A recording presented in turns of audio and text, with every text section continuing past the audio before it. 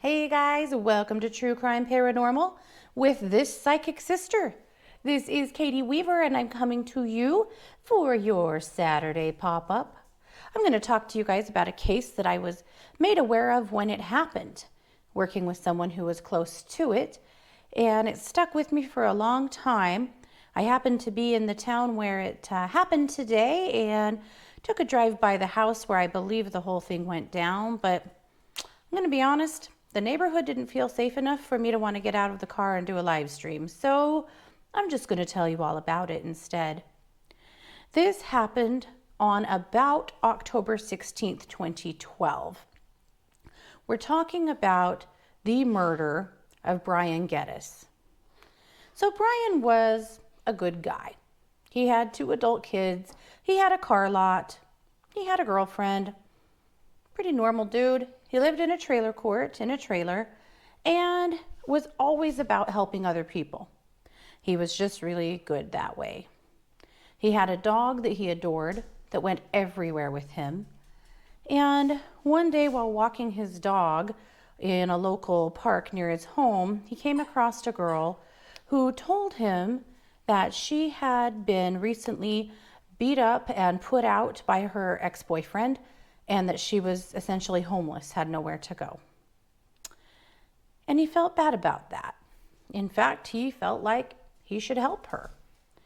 And he crossed paths with her a couple of times and we got to know her and felt like this was somebody that he really could do some good for. Her name was Jordan Marie Shaver. She was 21. So he invited Miss Jordan into his home. He told her he could help her out. She could live with him until she was in better circumstances. So that's what happened. She came and lived with him. Well, at some point, Jordan got an idea that maybe this was the life that she wanted to have and it was meant for her. Well, his daughter, Brian's daughter, had a weird exchange. First, she had kind of a falling out with her dad, hung up on him kind of abruptly, and she felt bad about it, and reached back out to him a few days later and got nothing in return. And she was really surprised. It wasn't like them to go days and not talk. She reached out for his birthday, to no response. His son had reached out, nothing. His girlfriend had reached out multiple times, nothing.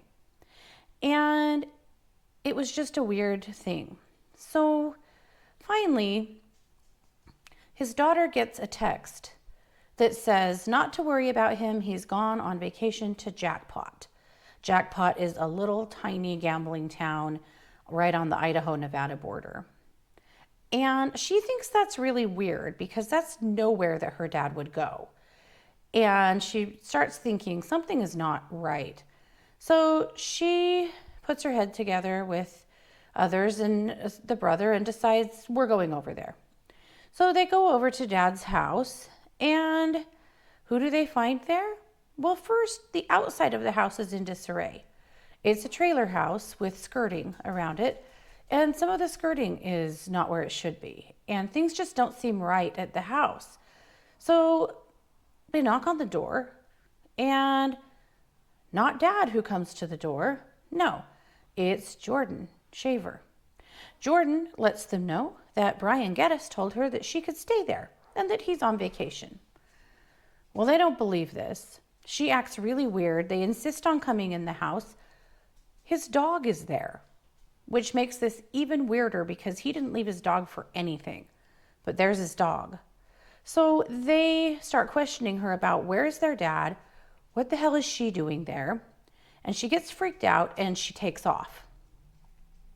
So they call the police, let them know that they believe their dad is missing and that something wrong is happening. And the police don't take long to find her. They find her outside a Walmart in the same town. She wasn't too hard to find because she was packing Brian's cell phone around with her.